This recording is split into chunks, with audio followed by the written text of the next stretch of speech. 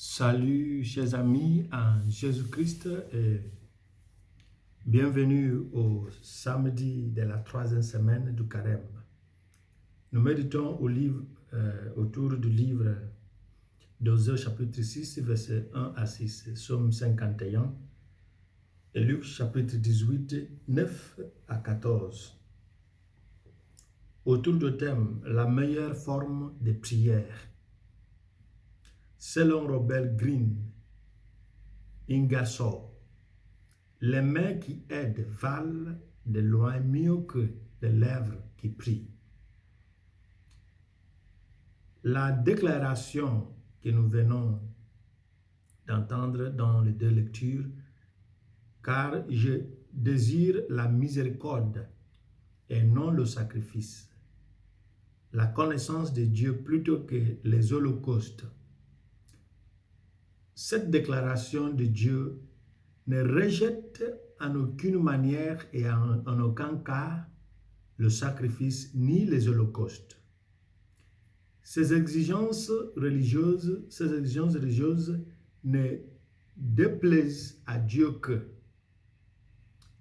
lorsque nous les considérons comme prioritaires, tout en opprimant les pauvres et en continuant à vivre dans l'iniquité, pensant que Dieu néglige nos péchés lorsqu'il perçoit l'odeur de nos holocaustes.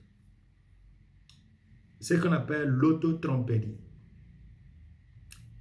Jésus s'oppose à nos péchés secrets représentés par la vie des publicains, des pharisiens, et à nos péchés publics représentés par les publicains ou les collecteurs d'impôts. Ces derniers et tout ce qui les ressemble sont des péchés commis par les Juifs du temps de Jésus, comme le pire de tous les péchés. Donc, les publicains sont les gens considérés par les Juifs comme le pire de tous les péchés parce que, au-delà de ce que les autorités romaines réclament comme l'impôt ou taxe, les publicains, les collecteurs d'impôts ajoutaient, ils augmentaient d'autres choses. En prélevant le prix fixé par l'État romain, ils prenaient le reste, les surplus. Et c'est pourquoi ils sont riches au-delà de leur capacité. Et c'est pourquoi les Juifs les voyaient comme les oppresseurs directs. Car je désire la miséricorde et non le sacrifice, la connaissance de Dieu plutôt que les holocaustes. La miséricorde ne remplace pas le sacrifice. Et la connaissance de Dieu ne remplace pas non plus les holocaustes. Il est important de noter que la véritable connaissance de Dieu consiste à remplir ses obligations religieuses qui sont étroitement liées les unes aux autres. Saint Jacques nous parle de cette véritable religion lorsqu'il disait: la religion pure et sans souillure devant Dieu le Père est celle-ci: visiter les orphelins et les veuves dans leur affliction et se préserver des souillures du monde. Jacques chapitre 1, verset 27.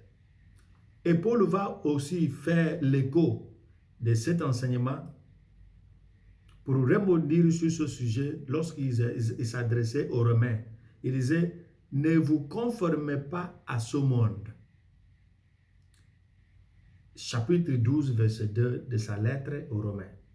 En bref, Jacques nous dit que la vraie religion est une dévotion à Dieu démontrée par l'amour et la compassion envers les prochains, associée à une vie non conforme au monde.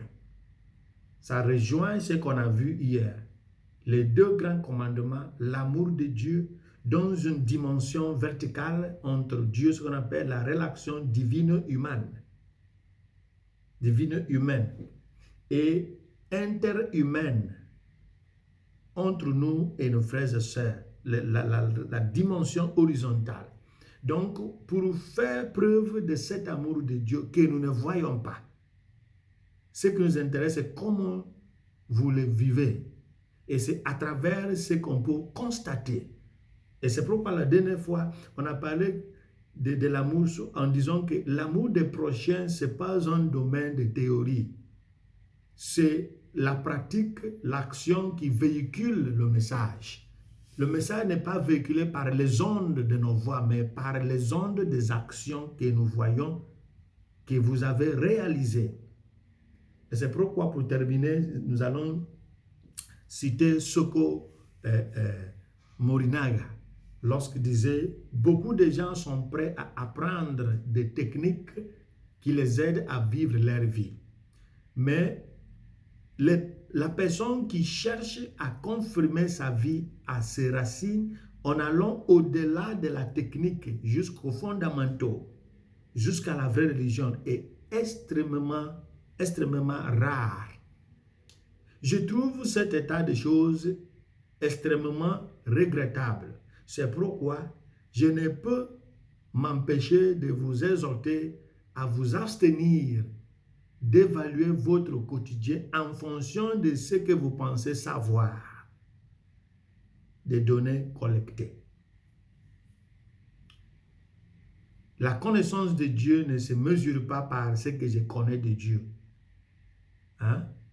Mais en passant de ce que je connais jusqu'à la vie pratique dans une vie réaliste, la maîtrise des Écritures saintes ne justifie pas la connaissance de Dieu.